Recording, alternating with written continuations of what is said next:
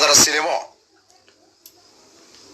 رج كسر كذا قبيل كيجا أما واحد كله كسر كذا يا دون إن أي هذا عبد الرحمن كل حديلان يا مرسل موسى مقالة هرقيسة كهذا عبد الرحمن يا مرسل موسى الكي أيه ومريا يا صور رد وداود القضاء بدأ سينو قاعد دقيقة دوناي هديات كل حسب تايب بندي كاميرا فيلمز ولا ركوم سبسكرايب نصار سادنا قطة داود إيش الجوهر يا كنت حن مقالة ذلك أنا مسوق لينو موسى الجود احتلال مقالة هرقيسة سمعت كلا سعود هديل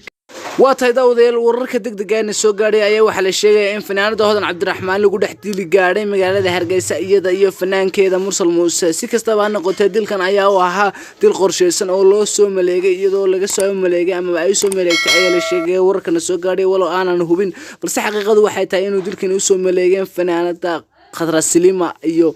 fanaanin badan oo ka tirsan fanaaninta Hargeysa ku nool si kastaba ha noqotee dadka dhalay Khadra Silimo iyo dadkooda ayaa u soo maleegay qorshe dil ahaa oo lagu rabay in lagu qaarajiyo fanaanada Hodan Cabdiraxmaan si kastaba ha noqotee iyadoo Mursal Muuse looga gon lahayn in la dilo ayaa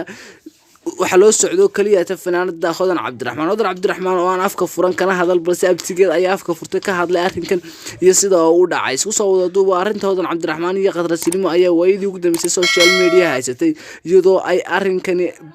maalinka ka sii dambeysay oo xadka ka sii baxayay واتاي صاحبي inkastoo la shaacinay fanaanada Khadra Cabdisilimo inay ku sugnayd xagga ay wadanka Djibouti balse xaqiiqadu waxay tahay inay waayadii ugu dambeysay ku sugnayd magaalada Hargeysa iyadoo ay arrinka fanaanada Khadra Cabdisilimo iyo Hodan Cabdiraxmaan in badan ku soo noqday social media ayaa waxa la sheegay in fanaanada Hodan Cabdiraxmaan khaasatan iyada oo ay ka badbaaday dilkan oo u qorsheysnaa mid ay iyada oo kaliya la rabay in lagu qaarajiyo balse nasiib wanaag waxa ka badbaadiyay iyada iyo xaajigeedaba Ilaahay oo subxaanahu wa ta'ala وأنا قرين إنه وحلو يلا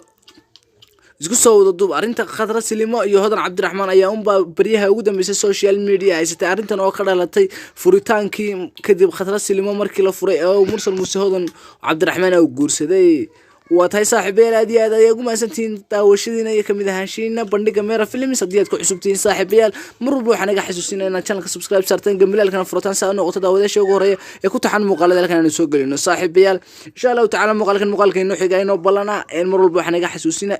aan ku celcelinaa inaad channelka subscribe gareysaan oo gambalaalkana furtaan saa noqoto daawadasha ugu horeeya ku taxan muuqaalada halkan soo galino